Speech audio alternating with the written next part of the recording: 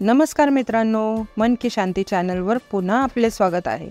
जर तुम्हाला यशस्वी व्हायचं आहे, जर तुम्हाला पुढे जायचं असेल, तर जे लोक तुमच्यावर सतत शंका घेत असतील, तुम्हाला सतत तुम्ही चुकीचे आहात असे म्हणत असतील किंवा तुम्हाला खाली बघत असतील, तर तुम्ही सरळ 6 महिने गायब व्हा। बी घोस्टेड फॉर 6 मंथ्स। घोस्टेड गायब व्हायचे। गायब नाही, तसे गायब नाही। जे लोक तुमचा कॉन्फिडन्स खाली आणत असेल त्यांच्यापासून लांब राहणे, किंवा जे लोक तुम्हाला कमी लेखत असतील त्यांच्यापासून लांब राहणे, किंवा तुमचा ब्रेकअप झाला असेल तर त्या व्यक्तीपासून काही काळ लांब राहणे। हे तितके सोपे नाही, आय नो, कारण आपल्याला सवय झालेली असते। पण तुमच्यासाठी काय योग्य आहे काय नाही हे तुम्हाला एकांतात बसल्यावरच कळेल, आणि जे योग्य आहे त्यासाठी पाऊल उचलणे, प्लॅन्स करणे खूप गरजेचे आहे। स्वतःला ओळख करून देणे म्हणजे घोस्टेड होणे। एक उदाहरण सांगते। एक बॉडी बिल्डर तो एका कॉम्पिटिशन मध्ये हारतो। जिंकणाऱ्याला सगळेच लक्षात ठेवतात, पण हारणाऱ्याला कोणी नाही। मग काय करायचं? त्या हारणाऱ्या बिल्डरने रडत बसायचं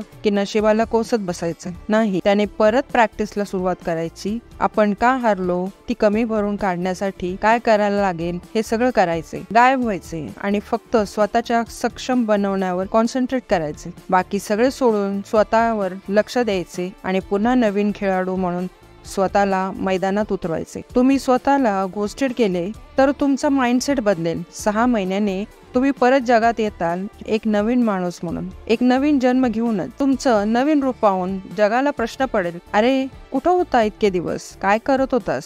तुमच्यात झालेला बदल हा जगाला जाणवायला लागेल। या 6 महिन्यात तुमची ढासळलेली मनस्थिती तुम्ही पुन्हा सावरण्याचा प्रयत्न कराल। मानसिकता बदलेल। हे सगळं कसं होईल? डिसिप्लिनने। येस, आधी मनाला आणि मग शरीराला। सैरभैर झालेलं मन काबूत आणायचं, त्याला शिस्त लावायची, स्वतःच्या ब्रेनला ट्रेन करायचे। मन सावरलं की परिस्थिती बदलायला लागते, विचार बदलतात। ज्या गोष्टीला आपण महत्त्व देत होतो ती गोष्ट क्षुल्लक वाटायला लागते। एक नवीन गेम प्लॅन किंवा नवीन विचार घेऊन आपण जगात उतरतो। तो प्लॅन, तो विचार एक्झिक्यूट करायचा, ज्याने तुमचं आयुष्य पूर्णपणे बदलून जाईल। का घोस्टेड व्हायचे? तुम्ही सगळ्या गोष्टीपासून लांब गेलात की तुम्हाला कळेल की मी स्वतःला सोडून सगळ्या जगाला महत्त्व दिले। याचं मन जप, त्याचं मन जप, ह्यातच सगळा वेळ गेला। आणि ज्यांना जपलं त्यांना आज आपण नकोसं झालो आहोत। आता ती वेळ आली आहे स्वतःवर काम करण्याची। जी तुमच्यात कमतरता आहे ती भरून काढायची हीच वेळ। उदाहरणार्थ, तुमच्यात खूप टॅलेंट आहे पण फक्त इंग्लिश येत नाही म्हणून तुम्हाला डावरलं जातंय किंवा दुय्यम वागणूक दिली जाते। मग 6 महिने त्या गोष्टीवर हार्डवर्क करा, पुस्तक वाचा,